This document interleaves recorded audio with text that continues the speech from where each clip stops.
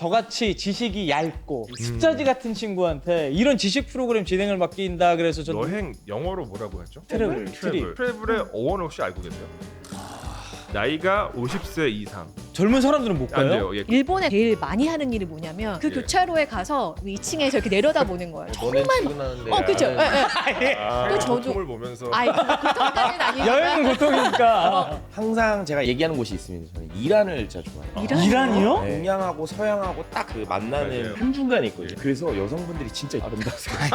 아니 선생님, 아니 여행 이야기 물어봤는데 뭐 자기 짝찾기 이런 느낌 많이잖아요. 사실 트리플을 망하게 했을 수 있는 사건이긴 했어요. 내가 AI를 여행시켜주면서 AI의 반응을 보는 그런 수가 있었어요. 아, AI를 여행을 시켜줘.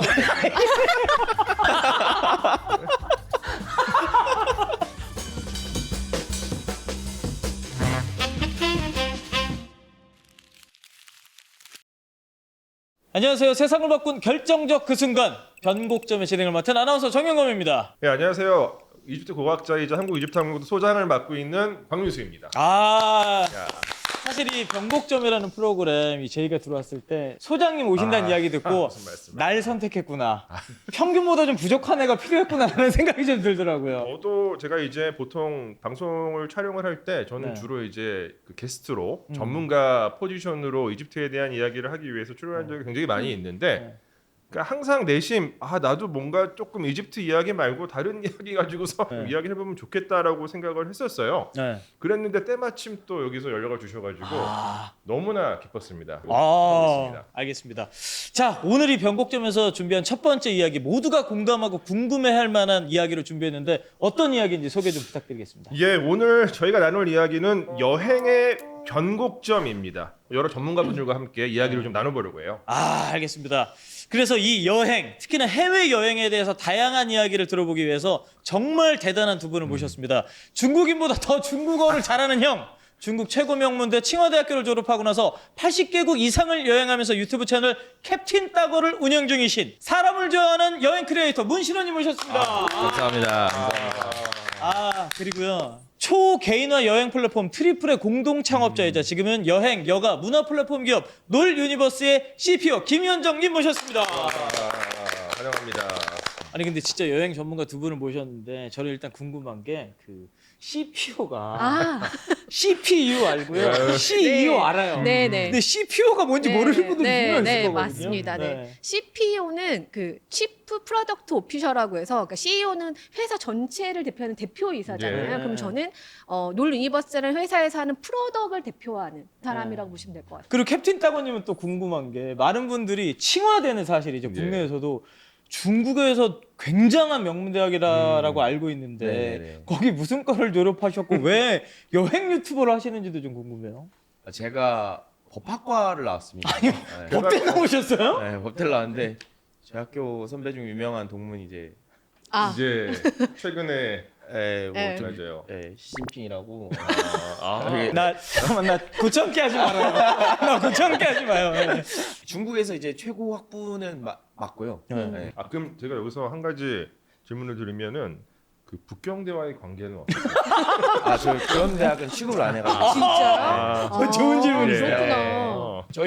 저희 옆집에 있는 네. 그 학교 말씀하시는 거 이제 죄송한데 피디님 요거 자막 하나 달아줘요. 출연자 개인의 의견입니다. 저희 변곡점은 1화부터 위기 많고 싶지 않아요.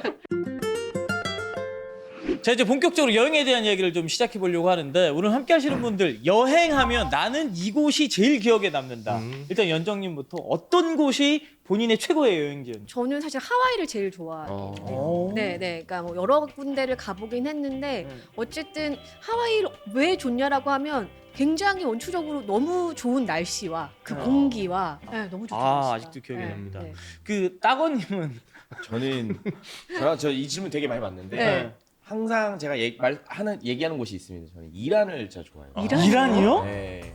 지금은 이제 전쟁 힘들죠. 때문에 네, 좀 좀 위험하죠. 힘들고 네. 뭐 좀 이렇게 변수가 많지만 제가 약 한 3, 4년 전에 이란을 갔을 때는 뭐 그때는 전혀 뭐 문제가 없었으니까 단순한데 이란이 이게 동양하고 서양하고 딱 그 만나는 맞아요. 예. 그 딱 한중간에 있거든요. 네. 그래서 여성분들이 진짜 아름다우세요. 아니 선생님, 아니 여행 이야기 물어봤는데 지금 뭐 자기 짝찾기 이런 느낌 많이 하나요? 또 여행의 하나. 네, 이유가 될 수 있죠. 네. 죄송해요. 그 사람을 제가 만나러 너무- 가는 거니까. 그렇죠, 그렇죠. 네. 사람 많이 그쵸. 여자분들이 그래서 있어가지고. 지금 연락하고 계신 분이 있어요. 너무 무서운 질문이거든요. 지상님 오늘 너무 좋은데요. 네. 저는 그런 나라들이 되게 좋더라고요. 이게 그 나라를 갔을 때 그 나라만 갖고 있는 문화나 아니면 특이점들이 있어요. 예를 들면 이집트, 인도, 중국 이런 나라들은 그 외의 나라에서 그거를 느끼기가 되게 힘들거든요. 근데 이란도 그랬던 것 같아요. 그 페르시아 문명이나 네. 페르시아의 문화가 되게 그 나라에서만 느낄 수 있었던 그런 부분들이 되게 좋았습니다. 아니 근데 이 여행이란 게 인간이 언제부터 시작했는지 이것도 좀 궁금해요. 예, 일단은 우리가 여행 영어로 뭐라고 하죠? 트래블, 트립. 트래블의 어원 혹시 알고 계세요? 대한민국 평균 이하라 저는 그러니까 이 약간 지식이. 어원이 그 고 프랑스어에서 유래를 하는데 네. 트레바일에서 오는 거거든요. 뜻이 뭐냐? 고통. 고통? 예? 고통입니다. 고통. 그러니까 어원이 같아요. 같은 단어예요. 오. 근데 그 얘기는 뭐냐면 근대사 이후가 되면서 되게 평안하게 이동을 할 수가 있어요. 근데 과거에는 사실 여행이라고 하는 것이 그렇게 항상 즐거운 것만은 아니었다는 얘기죠. 근데 여행이라는 항의를 정의하기 위해서 가장 중요한 거는 일상인 것 같아요. 일상이 있어야지만 여행이 있을 수 있다. 저는 완전 공감해요. 예. 야 근데 진짜 여행이라는 게 그 고통에서 나왔다라는 건 진짜 완전 처음 알았어요. 생각지도 못했어요. 예. 옛날로 치면 진짜 고통 즐기는 사람이고 여기는 고통 계획자인 거 아니에요. 고통을 막 나눠주고 그러니까 있는 고통 막 사람이니까. 네, 네. 어떻게 고통 받으래 이거 그렇죠, 그렇죠. 짜가지고 돈 받으시고 예. 판매하시고 여긴 그거 즐기시고 다들 돈 내고 고통받으러 그 연정님 입장에서 인간은 왜 여행을 떠나고 싶어하나 이렇게 생각. 돈을 쓰는 목적이 좀 달라진 것 같아요. 그러니까 예전에는 뭔가 소유하기 위해 뭘 사는 거에 돈을 썼다면 지금은 경험을 사기 위해 돈을 쓰는 것 같거든요. 근데 전 여행은 이 경험을 사는 거에 굉장히 집약된 시간에 돈을 쓰는 행위라고 생각해요. 그거 왜 그럼 여행에 이렇게 돈을 쓰느냐 생각하면 아까 잠깐 말씀하셨는데 일상에서 벗어나서 특히 해외를 가면 이방인이 되는 것 같거든요. 맞아요. 네, 이방인이 되기 때문에 내가 현실에서 그러니까 일상에서 하지 못했던 일들 그리고 다른 사람을 이방인으로서 바라보는 게 굉장히 힐링의 느낌을 주는 게 있는데 예를 들어 제가 되게 일본에 가면은 시부야 가서 제일 많이 하는 일이 뭐냐면 9시나 8시 반에서 한 9시 반에 시부야에 그 되게 큰 교차로 있잖아요. 맞아요. 그 무슨 그- 스크램블. 네, 그 예. 교차로에 가서 그 스타벅스에 가가지고 2층에서 이렇게 내려다보는 거예요. 너넨 출근하는데 그죠. 예, 예. 진짜 아, 많은 사람이 그런 오고 느낌. 그런 거를 본다거나 또 타인의 저도 고통을 보면서 아이 그것까지는 아니지만 여행은 고통이니까. 그 제가 우리나라에서 하면은 뭐 40대 여자로서 엄마로서에 대한 스테레오타입이라든지 뭐 직함이라든지 혹은 저 나이 때는 저래야지라는 게 맞아요. 해외에 가면 확실히 없어지는 것 같아요. 예, 맞아요. 그래서 진정하게 내가 뭘 좋아하는지 진정하게 휴식을 취하는 것들이라고 생각을 해서 저는 집에서는 진정한 휴식이 채워지지 않는다는 누군가의 말이 정말 저는 되게 100% 동의하는 편이긴 하거든요. 그래서 저도 집에 있으면 그 집안 일도 보이고 뭐 애한테 잔소리도 하고 뭐 하다 보니까 확실히 여행이 주는 그 힐링이라든지 이방인의 약간 뭐랄까요, 약간 해방감? 저도 그 민수님 똑같이 여행이라는 한자에 대해서 한번 생각을 해봤거든요. 근데 이 여라는 한자를 자세히 나그네. 보면 방향 방자가 있고요. 예. 위에 사람이 있고요. 네. 야, 역시 그 밑에 칭화대. 밑에 따르다라는 그 종자가 있어. 네, 네. 그래서 그렇죠, 그렇죠. 예. 어떠한 방향으로 사람이 이렇게 따라가는 그런 건데 이게 사실은 원래 군대를 뜻합니다. 에?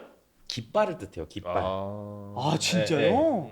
그래서 깃발 아래 사람이 모여서 쭉 가는 거를 그 한자가 이제 여자예요. 그 완전 그 옛날에 한국이나 일본에서 유행했던 패키지네요. 그쵸, 패키지. 깃발 들고 깃발 네, 들고. 네, 예. 아 원래 여행은 진짜 네. 패키지구나. 그래서 원래는 이렇게 사람들이 같이 모여서 어딘가를 가면 그게 여행이 아닐까라는 한자식의 좀 정의라고 저는 생각을 합니다. 근데 이제 말씀하신 그 군대에서 유래했다라고 하는 표현이 어느 정도 저도 공감이 되는 것이 역사적으로 보면, 그러니까 이제 과거에 이제 고대 시대 때를 염두에 둔다면 어떤 집단이 멀리 갔다가 돌아오는 경우는 거의 대부분 군사적인 원정이었을 거거든요, 아마도. 그러니까 이제 뭐 이집트 쪽도 그렇고 중국도 마찬가지일 거예요. 그러니까 멀리 내가 살고 있는 일상의 영역에서 벗어나서 뭔가 갔다가 다시 돌아오는, 그건 다 대부분 다 군사 원정이기 때문에 아마 거기서 유래한 게 아닐까 네, 그런 아마도. 생각이 드네요. 인류에서 최초로 여행은 누가 했다? 이런 기록이 있나 좀 궁금하긴 그러니까 해요. 이게 사실 최초의 기록은 제가 잘 모르겠는데 네. 제가 조금 잘 알고 있는 고대 이집트의 그 관련된 기록들을 살펴보면 대략 한 기원전 2400년경에 이 이집트의 파라오가 어떤 그 자원을 채취하기 위해서 원정대를 어딘가 푼트라고 하는 지역으로 보냈다가 이 푼트는 오늘날의 여기 그 소말리아나 에티오피아 정도 있는 지역이에요. 그래서 그 이집트에서 홍해변을 따라서 쭉 배를 타고 내려가서 거기서 여러 그 물품들을 입수해가지고 다시 원정대가 돌아오는 이런 기록들은 2400년경부터 나타나고요. 이 푼트 원정은 이집트 역사 속에서 굉장히 자주 나타나요. 자주 나타납니다. 그러면 이제 과연 대한민국 사람들은 언제부터 여행을 시작했는지 이것도 좀 이야기를 해봐야 될 것 같아요. 제 기억이 맞으면 서울올림픽 이후로 저는 알고 있어요. 네네. 네, 서울올림픽 이후에 사실 이제 대한민국 국민이 여행을 갈 수 있게 됐다라고 알고 있는데 제 기억이 맞나요? 예, 맞아요. 이게 대한민국 그 국적자들에게 여권이 있어야지 해외여행을 가잖아요. 여권 발급이 용이해진 것이 1989년 1월 1일이에요. 딱 그러면 서울올림픽 이후 끝나고 나서죠. 그 이전에는 사실 이제 한국 사회가 그렇게 경제적으로 풍요롭지도 못했고 해외로 여행을 나갈 수 있는 여건을 갖고 있는 분들이 많지 않았거든요. 또 정치적으로 국가 자체가 조금 더 권위주의적인 성격이 있었기 때문에 국민을 조금 더 통제하는 방식으로 정치적인 어떤 그런 이제 상황들이 계속 이어졌었죠. 그래서 89년 이전에는 굉장히 특별한 경우에만 해외 여행을 할 수가 있었어요. 맞아요. 그리고 1983년부터는 여행을 갈 수 있는 사람, 그러니까 여권을 발급받는 요건이 조금 더 이제 쉬워지긴 했는데 나이가 50세 이상 젊은 사람들은 못 안 가요? 돼요. 예, 그리고 그 국가에 200만 원을 예치해야지만 여권을 발급할 수 있었어요. 그러니까 이제 국가가 훨씬 더 이 해외 여행을 국민들의 해외 여행을 통제했었다는 이야기죠. 나이는 아니 저 200만 원을 예치한 건 이해가 가는데 50세 이상은 왜 무슨 뜻이에요? 안 돌아올까봐? 그렇죠. 예. 그러니까 이제 한국을 탈출해가지고 다른 나라 가서 할까봐. 그런 거지. 뭐 이제 국가가 그런 시민들의 움직임을 통제하고 있으니까. 확실히 분단 국가기 때문에 그런 이유도 그런 있지 것도 않았을까요? 있죠. 예, 아마도. 신우님은 사실 88년 이전에는 여행 못 갔다는 거 알고 계셨어요? 저는 그 전혀 모르죠. 그때 아빠 쪽에 있었어요. 전혀 몰라서 제가. 저는 그 저희 아버지 그의 어떤 직장 때문에 1983년부터 저는 88년까지 해외에 있었어요. 이집트에서 거주를 했었고 그때는 이제 해외에 나가서 살고 있으니까 여권이 있으니까 또 저희 부모님과 함께 해외 여행을 그때 이제 했었죠. 그러니까 나름 이제 특권적인 경험을 갖고 있는데 저희 아버지 그 발령이 끝이 나서 귀국을 한 시점이 1988년이었어요. 그러니까 아직 해외 여행이 자유화되기 전이었거든요. 그래서 제가 이제 학교에 다니면서 학교 반 친구들한테 야, 나는 여기 가봤어. 라고 이야기를 이제 제가 이제 했죠. 근데 놀랍게도 아무도 안 믿었어요. 네가 어떻게 그런 데를 가냐. 그쵸. 이런 놀라거나 네. 부러워하는 게 아니고 예. 믿질 않아요. 예. 되게 단적으로 부모님 세대에서 해외여행으로 신혼여행 간 사람 아무도 없잖아요. 맞아요. 그때 다 신혼여행이면은 제주 아니면 그렇죠. 경주 제주도 아니에요? 맞아요. 경주 예. 이렇잖아요. 그러니까 그만큼이나 해외여행 자체는 굉장히 어려운 시기였고 저희가 매일 뭐 요즘은 1년에도 몇 번씩 나가시는 분들도 있고 해외여행 되게 자유롭게 가지만 어쩌면 이게 그냥 자연스럽게 얻어진 권리는 아니었다라고 볼 수 그렇죠. 있을 것 같아요. 네. 그러니까 그 당시 90년대 당시에는 해외여행을 가본 것 자체가 어떤 부의 상징이었거든요. 그리고 약간 말씀하신 대로 사치 느낌도 좀 맞아요, 있어요. 맞아요. 그래서 진짜 부자 아니면 그래서 못 이게 간다. 제가 갑자기 지금 생각이 났어요. 네. 그 너무 연식이 나올 것 같은데 그 혹시 그 공유로비라는 그룹 아세요? 알죠, 알죠. 알죠. 공유로비 3집에 네. 3집에 거기 수필과 자동차라는 곡이 있는데 네. 거기 이제 그게 뭐 어떤 거냐면은 그 자꾸 이제 연애를 할 때 어떤 상대방의 조건을 너무 따지는 것에 대해서 약간 풍자적인 그런 노래거든요. 네. 상대방이 해외여행 가봤는지 궁금해하는 거에 대해서 이렇게 풍자한 내용이 들어가 있어요. 사회 풍자. 그 앨범이 제가 기억하기로는 그 당시의 분위기를 지금 보여주는 거죠. 그러면 이제 어찌됐건 말씀하신 대로 해외여행 가본 사람이 사실 많이 없었는데 이렇게 대한민국이라는 나라가 해외여행을 가는 게 익숙해지는 데는 사실 패키지 그리고 여행사 그렇죠. 이런 것들이 가장 크지 않았나 이런 생각이 네, 들거든요. 네.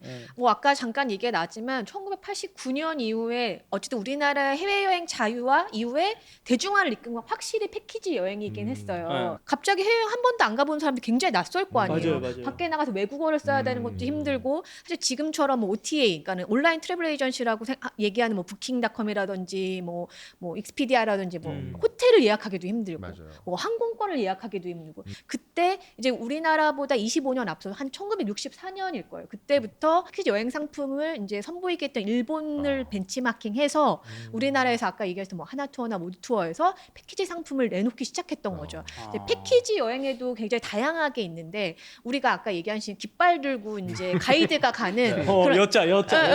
에스코트형 패키지를 우리나라 사람들이 에스코트형 패키지라고 맞아요. 하는 네, 거. 우리나라 사람들이 많이 얘기하는 패키지 여행인데 그 패키지사에서 뭐 일본, 동남아, 유럽 이런 상품들을 내놓으면서부터 우리나라 사람들도 뭔가 여름 휴가철이라든지 애들이 방학을 한다든지 이럴 때 여행을 나가기 시작했다라고 봐주시면 될 것 같아요. 네, 그래서 확실히 우리나라의 해외 여행을 이끈 거는 예전에는 패키지 여행이 맞긴 했다.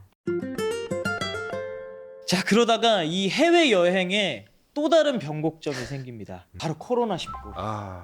코로나19가 어찌 보면은 가장 이 해외여행에 있어서 중요한 시점이 아닌데 2020년 1월 이후에 코로나가 창궐하고 20년 3월 정부에서 특별 여행주의보를 발령을 해요. 그리고 나서 전 세계적으로 모든 국가들이 봉쇄에 초점을 줍니다. 네. 사실 여기 계신 분들도 여행을 주 업으로 하고 계시기 때문에 두 분 같은 경우는 상당히 좀 고생하셨을 것 같은데 연정님부터 그 당시 어땠었는지. 사실 코로나19는 트리플을 망하게 했을 수 있는 사건이긴 했어요. 맞아요. 네, 그러니까 뭐 여행업계 굉장히 중소기업이나 여행업계 굉장히 힘들었고 실질적으로 많이 폐업도 많이 했던 사건이긴 하고요. 그리고 나서 막 뉴스에서도 많이 나오고 이제 막 무섭게 번지면서 아까 이제 3월에 이제 주의보가 나왔지만 그 전부터 항공, 해외 호텔 저희가 파는 뭐 투어 티켓 이 모든 상품들이 취소 환불 맞아요. 이게 완전 네. 러시였던 거예요. 그래서 저희 뭐 그때 직원이 한 뭐 80명 정도 됐는데 80명이 모두 다 주말이랑 심야 뭐 해서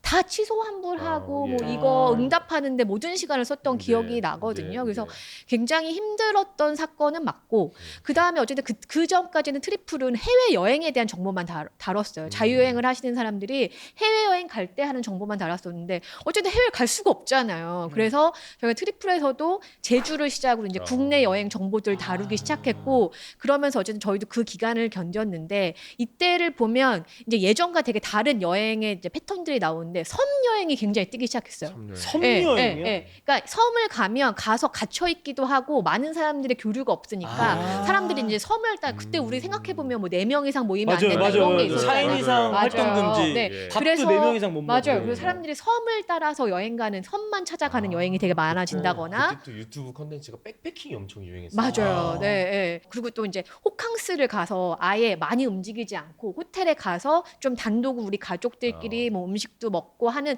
호캉스 여행이 되게 늘어났다거나 캠핑, 맞아요. 캠핑이 이때 진짜 많이 늘어난 거거든요. 차박을 한다거나 그쵸? 맞아. 네. 그러니까 차박 좀 캠핑. 네, 다른 사람이 떨어져서 좀 여행을 할 수 있는 이런 것도 있고 저도 오늘 오면서 생각이 났는데 랜선 투어라고 혹시 이 단어 기억나세요? 랜선 투어 맞아요. 랜선 투어. 네. 근데 그때 그래가지고 사실은 여행 유튜버 분들께서 그때 확 이렇게 주가가 올라간 거 맞아요. 아닌가요? 네, 그런 것도 있었죠. 있습니다. 네. 이게 코로나19로 한국이나 뭐 이런 나라들은 폐쇄가 됐었지만 반대로 아예 신경 쓰지 않는 나라들도 있었어요. 실제로. 예를 들면 이란. 아니 죄송한데 이란 방송 오셨냐고요.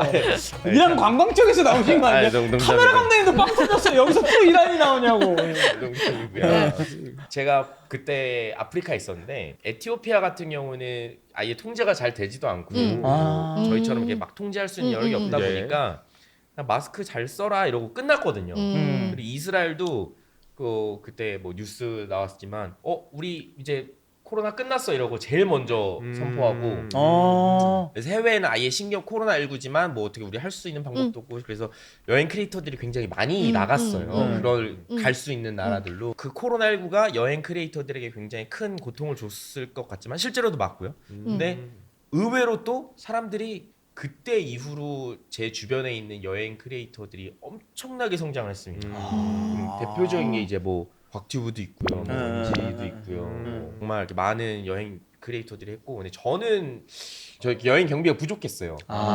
그래서 돈을 이제 막 대리운전하면서 벌고 저는 좀 늦게 나가서 저희끼리는 코로나 특수라고 하기는 하거든요. 그래서 저는 코로나 특수를 많이 못 누렸죠. 근데 실제로 저희가 그 여행 그 플랫폼에서 그런 상품을 팔기도 했어요. 랜선 투어 상품이라고 해서 뭐 저도 실제로 이제 구매를 해가지고는 한 적이 있었는데 오스트리아 빈에 가 있는 가이드가 자기가 이제 이렇게 돌아다니면서 저희는 채팅으로 이제 그 사람이랑 얘기를 하는 거예요. 그래서 저기 저 모퉁이에 무슨 그 카페가 있는데 거기 한번 가주실 수 없어요? 이렇게 채팅을 하면 실제로 가주기도 하고 이런 랜선 투어 상품을 실제로 구매해서 거기에 그 사람들만 들어가 채팅을 한다거나 서로 소통을 하는 거가 있었고 그래서 그런 걸 보면서 아 진짜 한국인들의 여행 사랑 진짜 대단하다라고 해서 이게 코로나19가 언제 끝날지 모르겠지만 이게 여행이라는 거는 멈춤은 없는 것 같다. 잠깐 일시 멈춤은 있지만, 잠깐 멈춤은 있지만, 결국 이게 다시 여행이라는 건 돌아올 수밖에 없는 되게 인간의 본능이라는 걸 그때 되게 많이 생각했던 것 같고, 그래서 오히려 트리플을 하던 저한테는 좀 견디는 힘이 됐던 것 같아요. 결국은 여행은 많은 사람들이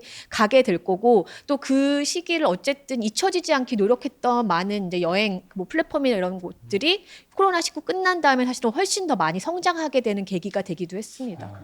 자 이제 코로나19 여파는 많이 끝났죠. 사실상 네. 아예 끝났다고 해도 과언이 아닌데 그 이전과 이후 여행 산업에서 어떤 변화가 있었나요?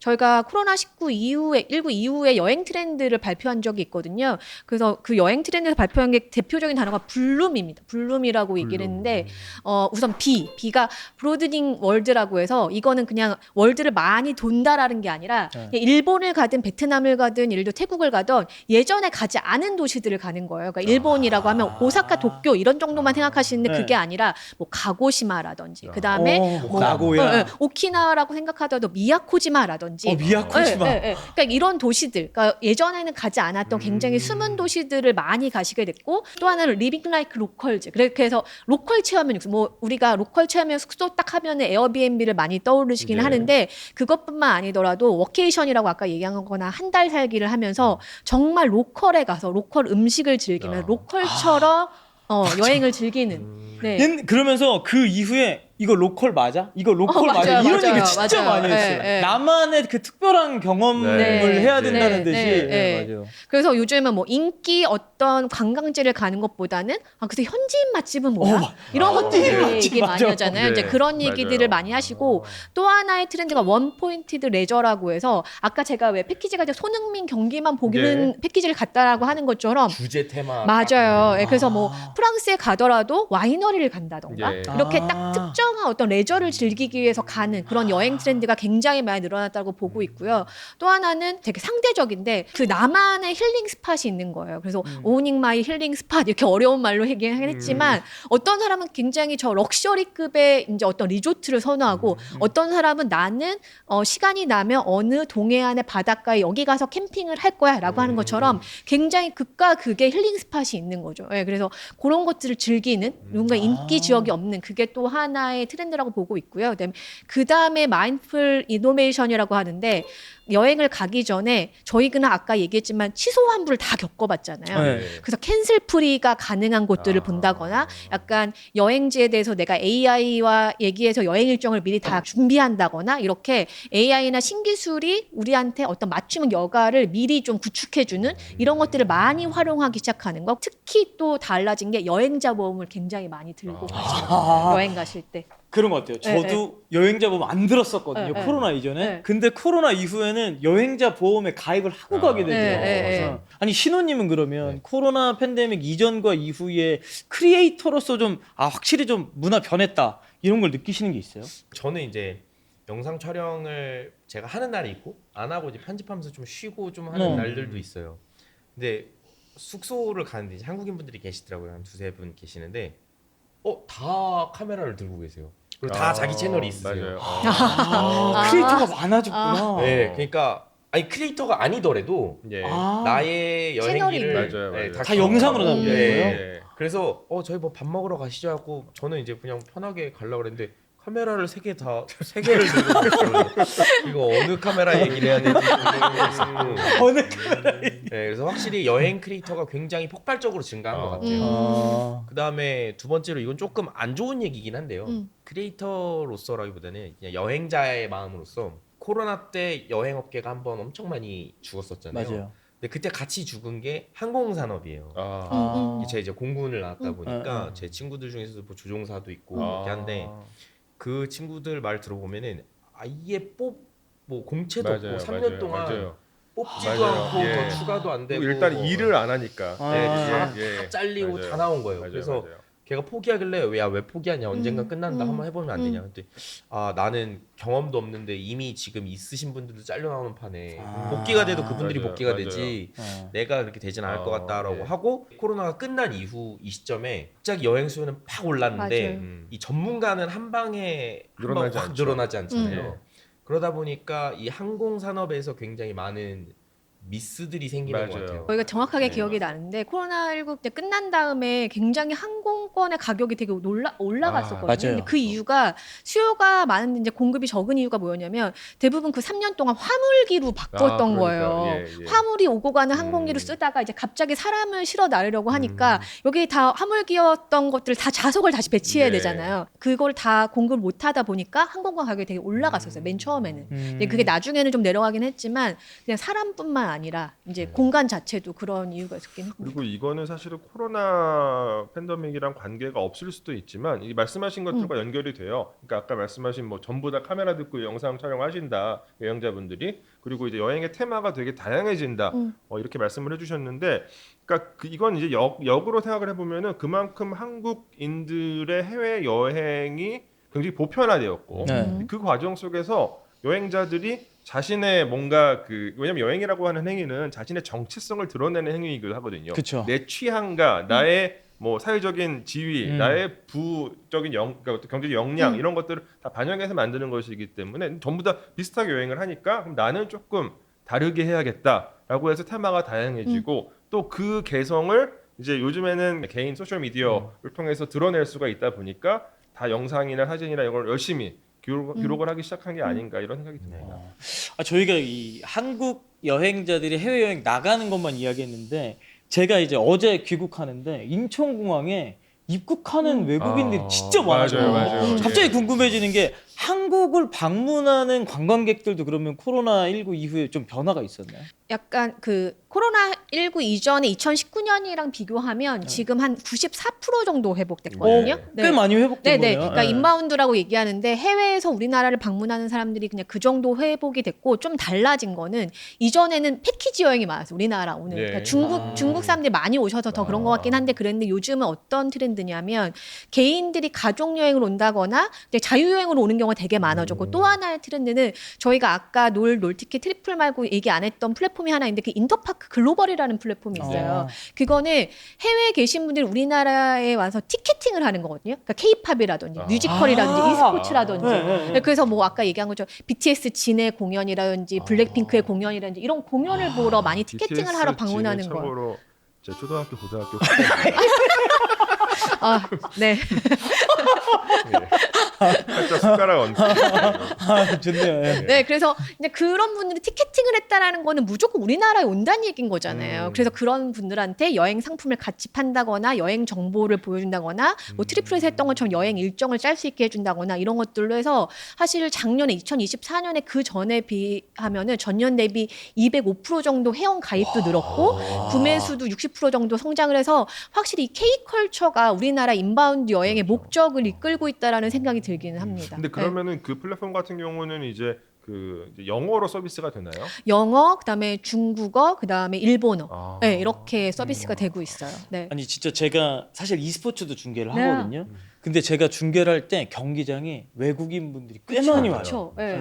특히 그 일본이라는 나라에서 제가 중계하고 있는 발로란트라는 e스포츠가 있어요. 그 발로란트가 인기가 굉장히 많아서 일본 팀이 경기하는 날에는 거의 뭐 절반 가까이 일본 팬분들이 다 앉아 계세요. 그래서 저는 저분들은 이거 어떻게 알고 오지 하니까 이제 이해가 맞아요, 가요. 맞아요. 그렇게 저- 티켓 예매를 하는 거군요. 저희 집이 올림픽공원에 가까운데 올림픽공원에서 이제 위버스콘이라든지 이런 거 하면 제가 볼 때 50%는 외국인이신 것 같아요. 네, 네, 정말 공연이라든지 특히 K-팝 같은 그런 콘서트에는 외국인 팬들이 정말 많이 오십니다. 네. 과거에 제가 여행 계획을 짤 때는 일단 어떻게 하냐면 그 여행사의 그 해당 지역의 일정표를 봐요. 어디를 가야지 되는구나 이런 게 있는데 요즘에는 그 AI한테 물어봐요. 나 여기 갈 건데 어딜 꼭 가야 되냐. 그러면 AI가 여기는 한국인들이 뭐 좋아하고 뭐 여기 사진이랑 이런 것까지 관련 기사 뭐 이런 것 알려주는데 이렇게 되면 그 여행 업계에서도 AI 이거에 대해서 대응을 해야 된다 이런 생각 분명히 하고 있을 것 같거든요. 네. 뭐 모든 업계가 요즘 AI가 굉장히 화두긴 한데 여행 업계는 확실히 초개인화와 이제 AI가 굉장히 화두예요. 예. 왜냐하면 AI 그 뭔가 컨퍼런스라든지 이런 거 보시면 대부분이 예시를 여행으로 들거든요. 그러니까 여행이라는 거는 생각해 보면 검색어가 굉장히 많이 필요한 행동이에요. 맞아요. 뭐 그렇죠. 항공, 호텔, 갈 곳, 맛집은 어딘지 등등등 굉장히 조사해야 될 게 많잖아요. 근데 AI한테 예를 들어 내가 언제 누구랑 가려고 하는데 뭐 여길 가고 싶어라고 하면 일정표까지 다 짜주는 게 이제 AI가 많이 하고 예. 있는 일이기 때문에 사실은 여행업계에 굉장히 AI가 영향을 미치는 건 되게 많고 저희 업계에서 돌고 있는 재미있는 놀이가 있는데 챗 GPT한테 네가 알고 있는 나에 대해서 되게 적나라하게 얘기해줘. 나를 평가해줘. 이런 거예요. 그러면 얘가 완전 진짜 완전 T. 극 T로 나에 대해서 평가를 해주거든요. 네. 근데 사실은 AI가 내가 이제 그동안에 얘한테 던졌던 질문이나 얘가 요즘 관심 있는 것들 다 알고 있기 때문에 실제로는 진짜 정말 나한테 맞는 일정을 짜줄 수 있을 거라고 생각을 네. 하거든요. 그래서 이런 것들을 여행업계에서 굉장히 많이 도입을 하고 있고 실질적으로 제가 이제 몸담고 놀 유니버스에서도 어떻게 하고 있냐면 예를 들어 놀에서는 뭐 어떤 숙박업소라든지 뭐 모텔이든 호텔이든 이거에 리뷰가 굉장히 많이 달릴 거 아니에요. 네. 몇백 개, 몇천 개씩 달리거든요. 근데 이걸 다 읽어볼 수 없잖아요. 그러면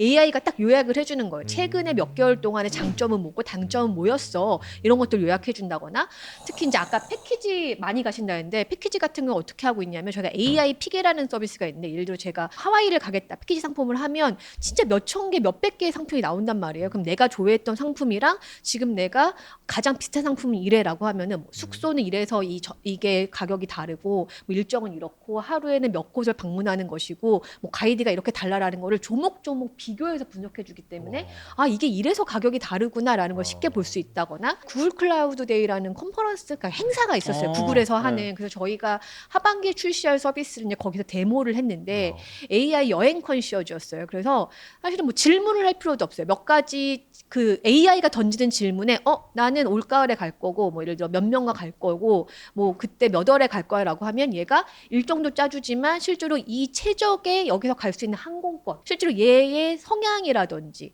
뭐 이때 날씨 예를 들어 얘가 몇 월에 갈 거냐에 따라서 추천도 해주고 가족 여행이라고 하면 예를 들어 얘가 몇 살의 아이를 데리고 있냐에 따라서 3시간 거리, 6시간 거리, 10시간 거리 이렇게 해서 아예 일정을 짜주는 서비스를 좀 내놓으려고 하고 있거든요. 그래서 AI가 사실은 극단적으로 여행을 편하게 해주는 데는 뭐 많은 AI 업체들이 여행을 샘플로 드는 이유가 있었다. 예, 굉장히 검색어가 많이 필요한 서비스이기 때문에 여행 업계에서는 굉장히 화두가 되고 있습니다. 그래서 하반기 출시되면 한번 꼭 써보셨으면 좋겠다라고 생각하고 있어요. 예. 유튜브 콘텐츠에서도 한번 화제가 됐었어요. 처음에는 이제 AI가 짜주는 여행 해보기 이렇게 아. 해가지고 맞아요. 있었어요. 챗 GPT한테 나 여기 갈 건데 어떻게 해줘 이렇게 하고 쫙 하고 그거를 해보는 이게 사실은 원래 해외에서 시작됐다가 한국 크리에이터 분들도 이렇게 하시더라고요. 그리고 여행뿐만이 아니라 이제는 조금 더 발전이 돼가지고 AI를 살짝 인격화시켜서 내가 AI를 여행시켜주면서 AI의 반응을 보는 그런 콘텐츠도 있었어요. AI를 여행을 시켜줘? 카메라로 이렇게 보여주면서 그래갖고 자기가 먹는 거 보여주고 그러니까 AI를 동반자 삼은 여행이 되겠네요. 네 그렇죠 미래 해외 여행에 AI가 진짜로 많이 좀 개입을 하는 게 아닌가 이런 생각도 좀 드는데 거기다가 이제 4.5일제 이야기까지 나오고 이제 예. 미래 해외 여행의 모습은 어떻게 될 거라고 좀 보고 있나요 여행업계는? AI가 너무 하루가 빠르게 달라지기 때문에 이걸 되게 쉽게 단언하기는 어려운데 AI가 주는 되게 큰 변화는 그 주류라는 게 없어질 것 같아요. 그러니까 인기 여행지라든지 뭔가 트렌드라든지 이런 것들이 점점 없어지고 정말 나한테 맞춘 여행지라든지 나한테 맞춘 여행을 추천해주면서 요즘 왜 햇게이나 시대라고 얘기하잖아요. 예. 그러니까 뭐 인기 지역도 없고 뭔가 트렌드도 없고라고 하면서 정말 나한테 맞춘 여행을 할 수 있게 AI가 많이 도와주기도 하고 같이 동반자가 되기도 하고 이런 얘기들을 되게 많이 해요. 그래서 이 여행자 나한테 여행을 가이드해주고 추천해주는 사람이 완전 나의 성향을 했기 때문에 얘의 성향, 반려견을 키우고 있다면 반려견과 같이 갈 수 있는 여행지까지 추천해줄 수 있는 그런 정도까지 개발하지 않을까라고 생각하고 있고 전혀 예상이 어려운 걸로 여행에 갈 수 있게 되는 거죠. 이게 우리가 아무리 테크놀로지가 발달을 하더라도 뭐 예컨대 최근에 이제 VR 같은 기술들을 사용하면 시각이나 청각적인 경험은 집에서도 할 수가 맞아요. 있어요. 근데 우리가 실제로 우리가 갖고 있는 인간이 신체 갖고 있는 감각은 훨씬 더 종류가 다양하잖아요. 맞아요. 일단 미각이 구현되지 않고 후각. 후각도 구현되지 않고 촉각도 구현되지 않아요. 왜냐하면 여행지에 가면 우리가 눈으로 보는 것뿐만이 아니라 이 모든 피부, 모든 이 뭐 저희 미각 이런 것들을 통해서 겪게 되는 경험들이 있거든요. 그게 왜냐하면 저는 사실 여행지에 갈 때마다 이게 냄새가 다르다고 생각을 해요. 그래서 오래 여행을 하다가 한국에 돌아오면 또 냄새가 다른 걸 느끼거든요. 그런 것들은 아직 구현이 불가능하기 때문에 이런 물리적인 이동과 관련된 경험은 아무리 AI가 발전을 해도 당분간은 변하지 않을까. 그래서 그 과거에 VR이 초창기에 발전 속도가 엄청 빠를 거라고 봤었어요. 맞아요. 근데 생각보다 지금 굉장히 더디잖아요. 그 맞아요. 이유가 그러면서 대두되는 게 인문학을 우리가 공부해야 된다. 이게 인간에 대한 이해가 필요하다. 인간은 어느 정도 일정 이상의 자극에는 행복을 느끼고 좋아하는 감정이 들지만 그 이상이 넘어가게 되면은 그걸 좋아하지 않는다. 그래서 VR도 그래서 발전이 더딘 거다 이렇게 주장하시는 분들도 있는데 사실 그래서 여행이라는 건 아무리 기술, 과학, 뭐 테크놀로지 이런 거 발전해도 인간은 계속 원할 것 같거든요. 여행을 어떻게 생각하세요? 앞으로의 여행? 여행이라는 거는 어떻게 생각하면 스트레스기도 하지만 갑작스러운 변수가 생기잖아요. 나는 분명히 실외에서 뭘 하려고 했는데 비가 내리기도 하고 날씨가 안 좋기도 하고 이런 에피소드들이 생기면서 겪는 감정들이 결국은 여행의 즐거움인 것 같긴 하거든요.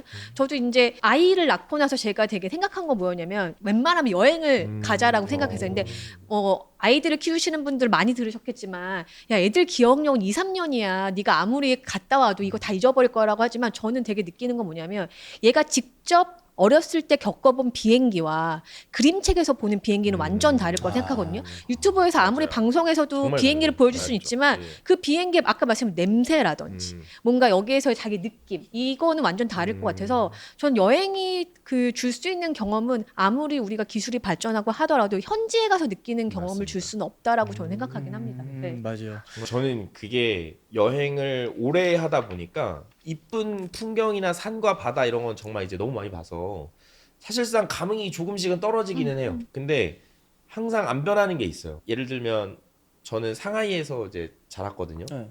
그러면 중국에서 이제 상하이 야경하고 홍콩 야경하고 많이 비교를 하긴 해요. 근데 홍콩 야경도 이쁘고 상하이 야경도 이쁜데 홍콩 야경을 봤을 때 저는 아무런 감흥이 별로 없더라고요. 이쁘긴 이쁜데. 근데 상하이 야경 봤을 때 저는 조금 다른 감정이 들거든요. 제가 여기서 살아왔고 야경을 보면서 아 저쪽에서 내가 저번에 술 먹고 한번 꼬꾸라졌고 내가 저쪽에서 고백했다가 한번 차였고 혹시 이런 오늘 방송 보시고 댓글 지분 80%는 이란이겠다. 아니 이란 관광 쪽에서 연락 오니까 어쨌든 그 야경 아름다운 풍경은 아름다운 풍경이고 그거와 더불어서 거기 안에 들어있는 스토리 이야기거리들이 있잖아요. 그리고 네. 나의 삶 나의 이야기거리가 거기에 녹아들어 있잖아요. 근데 거기 그러면서 내가 그때 만났던 사람들 그런 게 기억나면서 저는 그 풍경들이 더 좋은 것 같아요. 들으면서 딱 드는 게 그런 뭐 VR이라든지 영상이라든지 거기에는 그 여행에서 제일 어떻게 보면 중요한 선택이라는 게 빠져 있는 어찌됐건 우리가 주는 걸 그대로 하는 거고 우리가 그 순간순간마다 하는 선택들이 빠져 있으니까 앞으로 미래에도 여행은 계속 이렇게 되지 않을까 산업은 계속 이어지지 않을까라는 생각합니다. 자 이렇게 변곡점 첫 번째 시간 여행의 과거 현재 미래까지 이야기해봤고요. 과거에 대해서 이제 첫 여행은 무엇이었는지 여행의 기원 어원부터 시작해서 정말 많은 거 알아봤고 현재는 코로나 이전과 이후 여행이 어떻게 바뀌었는지 이 부분에 대해서도 또 살펴봤고요. 코로나 이후긴 합니다만 K-팝 문화 때문에 바뀐 점까지 저희가 이야기해봤고 이제 여행의 미래에 대해서는 AI가 앞으로 이 여행 산업에 어떤 영향을 미칠까지 이야기해보면서 여행이라는 해외여행이라는 키워드로 정말 다양한 이야기를 즐겁게 해봤던 것 같습니다. 자, 그럼 오늘 변곡점 첫 녹화 전 오랜만에 이렇게 지식적인 이야기로 친구들과 4시간이 지나도 정말 쓸데없는 4시간과 오늘의 4시간의 가치는 다르구나 이런 걸 좀 느꼈는데 다들 변곡점 오늘 첫 녹화하시면서 어떠셨는지 먼저 들어볼게요. 저는 사실 좀 떨리긴 했는데 와서 사실 제가 여행 업계에 있고 여행 플랫폼을 만들고 있는데도 여행에 대한 얘기는 별로 못 하거든요. 이렇게 여행에 대한 얘기를 이렇게 깊숙하게 되게 폭넓게 그리고 저의 다른 업계 사람들과 얘기한 게 되게 재미있었고 조금 더 여행자를 다시 한번 생각하게 되는 계기였던 것 같아요. 네, 그래서 되게 좋은 시간이었습니다. 네. 네. 시로님도 오늘 소감 이란 얘기만 빼고 이란 얘기 하면은 다 잘라낼 거예요. 이란 얘기 빼고 해주세요. 이란 얘기 빼고. 저는 했는데 이런 얘기 안 하면 할 게. 오케이. 이란 얘기 하셔야 돼요. 이란 얘기 하셔야 돼요. 네. 농담이고요. 여행을 이제 계속 업으로 삼고 있는데 이제는 여행이 일상이 되고 조금은 저도 이제 일상이 여행이 되는 것 같은 그런 느낌이 있어서 저는 사실 이게 좀 되게 구분이 모호해지거든요. 그래서 나에게 여행이란 뭘까? 나에게 일상이란 뭐였을까라는 고민을 최근에 하고 있었는데 오늘 이런 이야기들을 하게 되면서 사람들에게는 여행이라는 게 이런 거고 나한테는 이런 의미가 되겠구나 라는 걸 다시 한번 돌아보는 좀 계기가 됐던 것 같습니다. 소장님 또 오늘 너무 든든했어요. 저의 무식을 이렇게 채우셨는데 오늘 함께 하셨는데 어떠셨나요? 예, 저는 진짜 너무너무 재미있었고요. 제가 이제 소개를 이제 해드리고 싶은 문장이 하나 있어요. 네. 요거는 그 김영하 작가님의 책 여행의 이후에 나오는 문장인데 모든 여행은 끝나고 한참의 시간이 지난 후에야 그게 무엇이었는지를 비로소 알게 된다. 이런 문장이 쓰여져 있는데 이게 아까 저희가 이제 이 방송 첫 부분에서 말씀드렸던 여행이라고 하는 행위는 사실 일상과의 분리를 전제로 하는 행위다라고 말씀드렸어요. 대신에 돌아올 일상이 또 있어야 되는 거죠. 그래서 이 여행에서 경험한 어떤 그런 부분들이 나중에 우리가 일상으로 다시 돌아온 이후에 우리의 일상에 분명히 어떤 영향을 끼칠 것이고 그 얘기는 무엇이냐? 여행 자체가 한 개인의 일상의 어떤 변곡점이 될 수 있다. 뭐 이런 부분들을 좀 말씀드리고 싶습니다. 진짜 세상이 변하는 순간은 분명히 있기 마련이고 말씀하신 것처럼 이게 시간이 지나고 나서야 알 수밖에 없을 것 같은데 앞으로 저희가 계속해서 이 발견하게 될 결정적 순간에 대해서 계속 떠들 예정입니다.